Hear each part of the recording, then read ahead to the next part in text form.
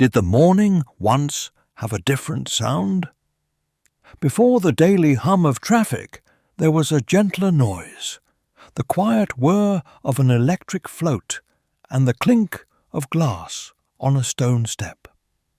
That soundscape belonged to a Britain of familiar faces and daily routines, a world of services that set the very rhythm of our lives.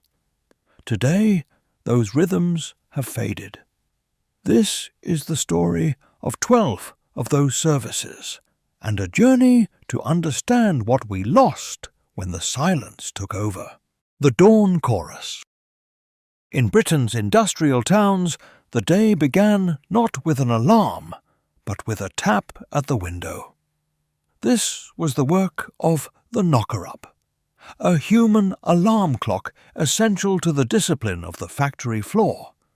Their tools were simple: a long, lightweight pole to reach upper floor bedrooms, or a pea shooter to propel dried peas at the glass.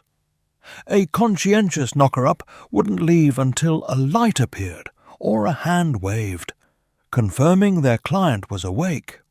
For this vital service, they charged a few pence a week. Their profession faded as technology made alarm clocks both affordable and reliable. A 1914 article noted that the cheap American clock was already killing the industry. The knocker-up, an externalized discipline, one paid for, was replaced by a machine that brought the rhythms of the factory directly to the bedside table. Following the knocker-up's tap was the clink of the milk bottle. The milkman was a cornerstone of daily life, his rounds starting before dawn to ensure fresh milk for breakfast. The service hit its golden age after the Second World War. By 1975, a remarkable 94% of all milk consumed in Britain arrived in reusable glass bottles. The trade's vehicle was the electric milk float, a pioneering green transport so widespread that by 1967 Britain had the world's largest fleet of electric vehicles. He was more than a delivery service.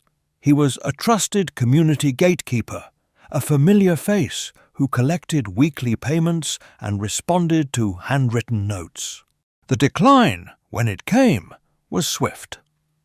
Mass adoption of domestic refrigerators, owned by just 13% of households in 1959, but 92% 2 decades later, removed the need for daily deliveries. The final blow was the supermarket.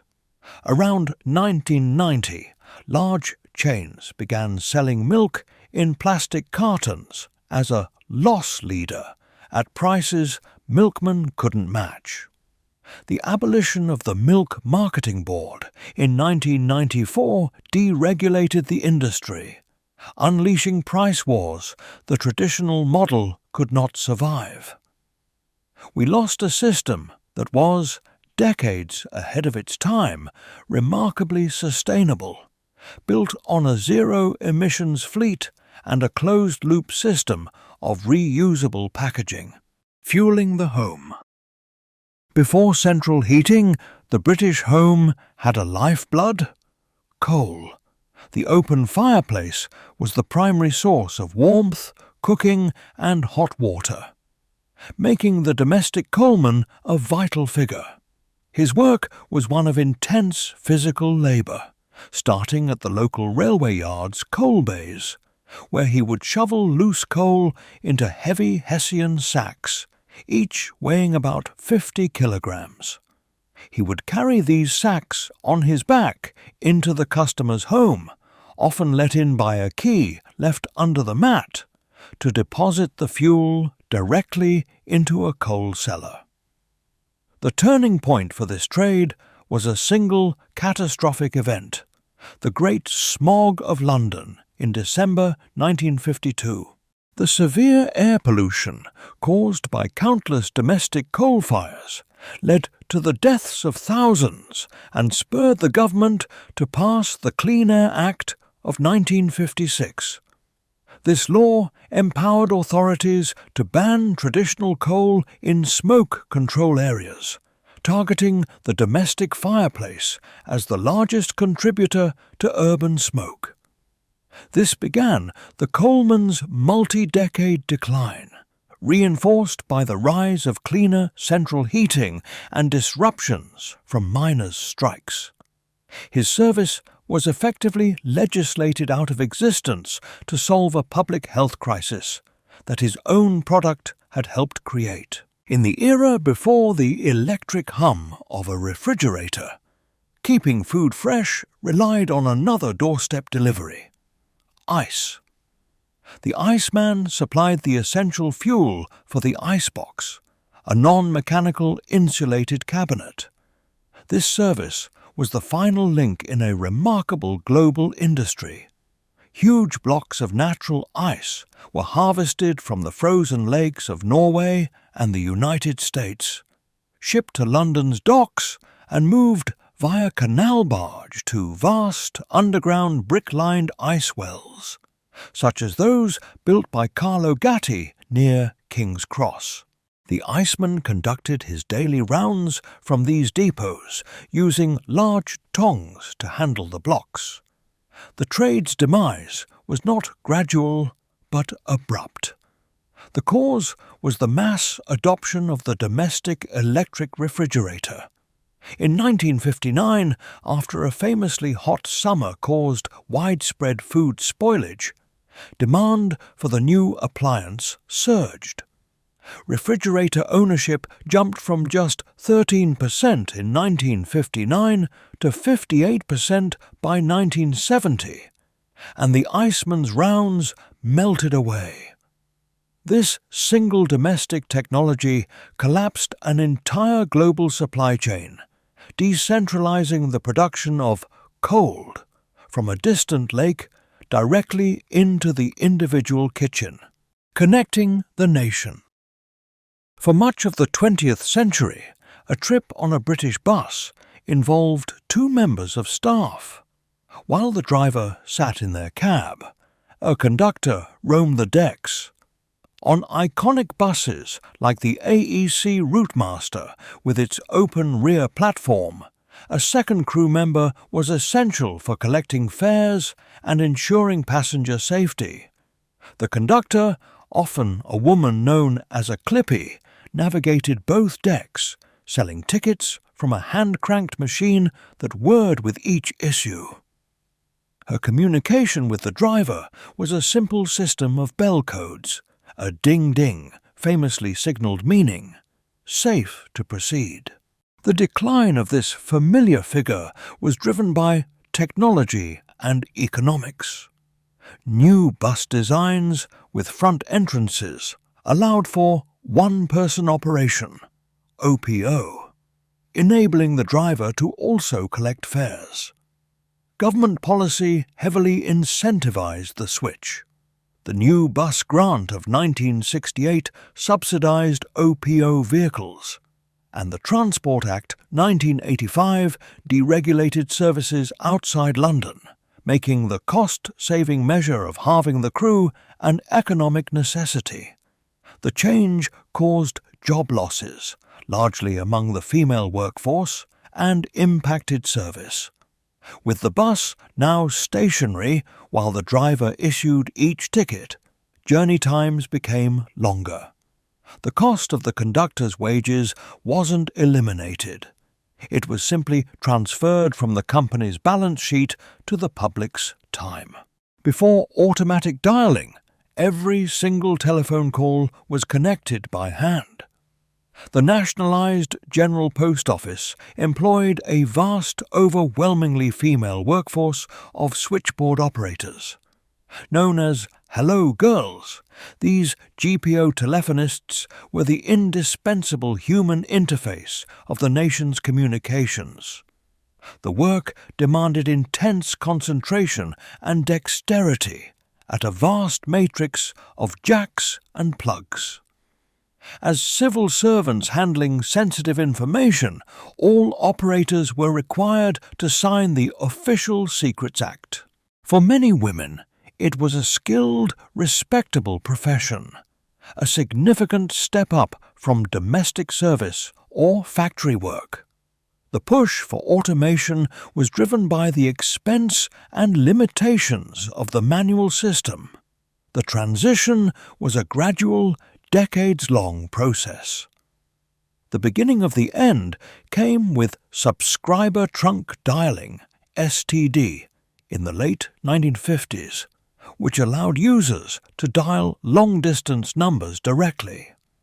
The final manually connected call in the UK was made on the Isle of Skye in October 1976. This technological shift systematically dismantled one of Britain's first and largest white-collar female workforces, the keepers of the community. Britain's public parks were once patrolled by a distinct figure of authority, the park keeper.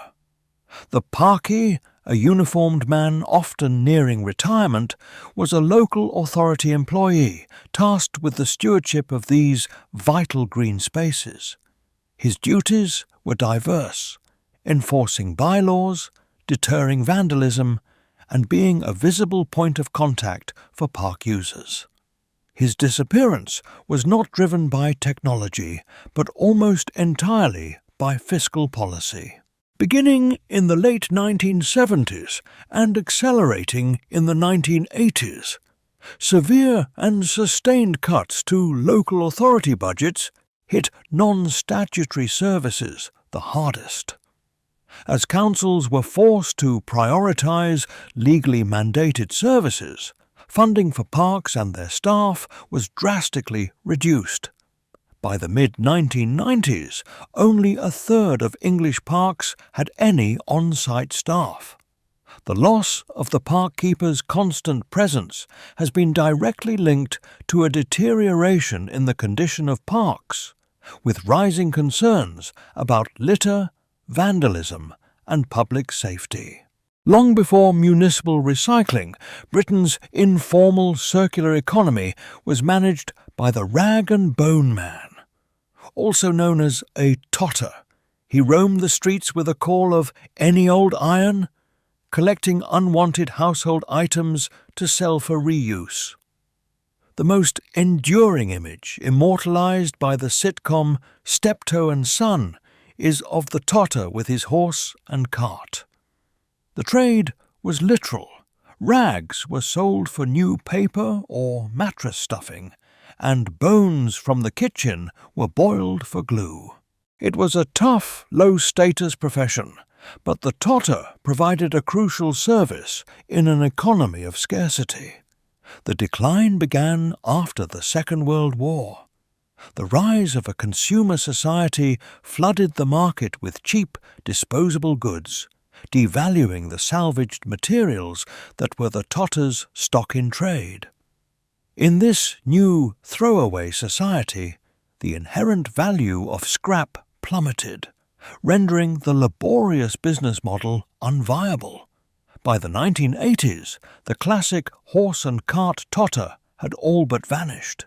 The architects of leisure. Before the 1950s, 10-pin bowling was entirely dependent on manual labour. Hidden at the end of each lane was a pin boy, typically a teenager, whose job was to clear fallen pins, reset the lane, and roll the heavy ball back. It was an arduous, low-paid, and dangerous role in the noisy pit, dodging 16-pound balls and flying wooden pins.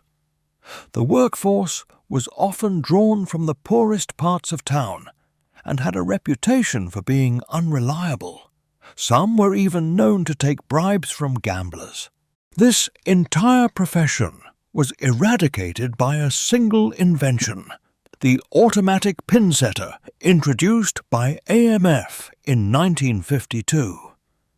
The machine made the pinboy instantly obsolete. This new efficiency helped fuel the massive boom in bowling's popularity, transforming it into a mainstream family activity.